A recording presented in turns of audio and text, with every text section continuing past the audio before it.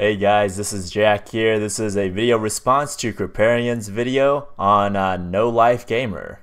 So if you haven't watched his video, essentially what Kripp's talking about is his gaming lifestyle and how he essentially doesn't, as he calls it, he has no life. That's his own words. I'm not calling out Kripp on what he does, but he says he has no life and basically he spends all day playing video games.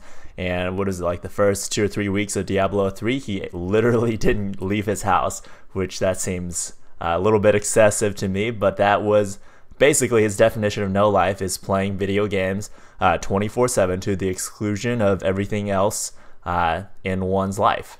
So I enjoy how honest Kripp is in his video and just how genuine he is. He isn't making up BS stories about how awesome he is in social settings and how many great friends he has and how he goes out and picks up chicks every day.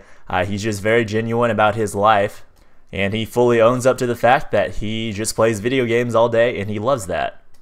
But with that being said, I do take some issue with the overall message of the video that you're sending out to gamers.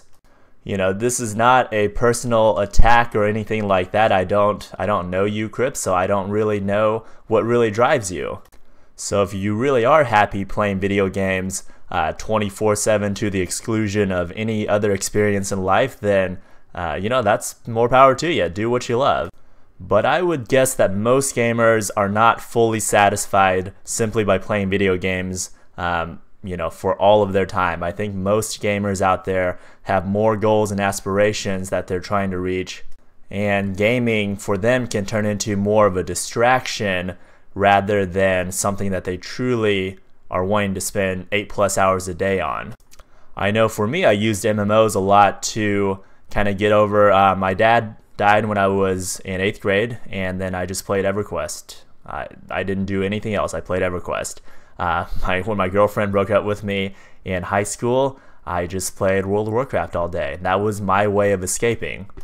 Kripp gives an example in his video that says, you know, it's not that he is afraid to go clubbing, but that he would just rather play video games all night. So I would counter this by saying that if you gave 100 gamers, put them in a room, and gave them the option of going out with beautiful women, and you removed all of the kind of limiting factors, like removed social anxiety, removed all those factors, and you guarantee that they were going to have an amazing time with these girls, I think all 100, you know, damn near 100 out of 100 of those gamers would pick to go out for the night rather than playing Diablo 3 or Guild Wars 2. Now maybe they wouldn't do that every day of the week, but I think most individuals enjoy a healthy balance of social activities, and we prefer that to exclusively playing games. So in life, we make a lot of excuses about things to try to avoid difficult situations, to try to avoid pain, avoid failure, avoid fear. You know, how many times do you hear people saying things like, you know, I just don't like the bars or the clubs, or I don't like talking to women because they're stupid, they're not interesting. And these might be valid, but I think a lot of times these are just excuses to help us avoid doing things that we're uncomfortable with. So my biggest issue with the message of your video, Kripp, is that you're kind of giving gamers carte blanche to avoid the challenges and difficulties in their lives by escaping into gaming.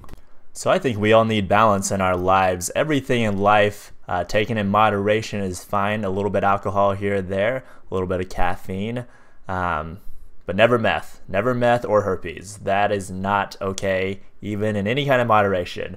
But you know, most things in life, if you take it in moderation, it's fine, but take it overboard and it can really wreck your life. So my message that it's fine to game. There is nothing wrong with gaming. Gaming is a great way to connect with friends and build communities and just interact with people and just have a lot of fun and de-stress. But the problem comes in when you use gaming as an excuse to avoid responsibilities in your life, to avoid doing things that you want to do because you're either afraid or you're anxious, or there's any other number of reasons you're trying to avoid doing these things. The problem comes in when you use gaming as a form of escape rather than a form of entertainment. So I'll give you another analogy. If you sat some people down and you gave them the choice, you said in 10 years time you can have this beautiful wife, you can have you know, amazing health, you can have this amazing business that you run, Or you can spend the next 10 years playing MMOs for 10 hours a day, but at the end you'll be, you won't have these things. And you remove all of the challenges and the obstacles and the fears and the fear of failure and the fear of success and everything else, and you just give them a straight choice. You can either choose road A or choose road B. I would definitely pick the road that leads to the amazing lifestyle rather than the road that leads to me playing video games all day, because I've been there, I've done that, and even though video games are fun, they're not really fulfilling. And I would postulate that most people would make the same choice as me. And so that illustrates that it's not that we would rather play video games all day long. It's that we are afraid of the things, the steps that we would need to take to really go after the life we want. And so we escape into video games. So let me leave you with this. It is absolutely possible to have a vibrant social life and to be healthy and to be happy, and also to play video games. You just need to set your priorities.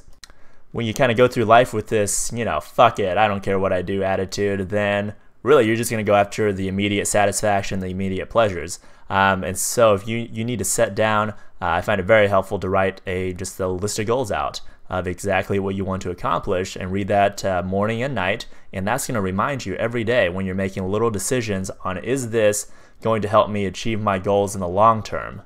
And once you really instill that kind of future goal-oriented mindset, it becomes much easier to resist the temptation of getting on the game for a few hours and to actually go out and do the things that you need to do to accomplish what you really want to accomplish, like going to the gym in the mornings, doing the studying that you need to do, and whatever else that you really want to get out of life. So I've rambled on for long enough now. I'll end this, but I just want to end with this and saying, yes, it is your life. Yes, you should do what you want, but you should look deep down inside and figure out what it is that you really want out of life. Would you be satisfied at your funeral knowing that you had spent the majority of your life playing video games? You just have to answer that question for yourself.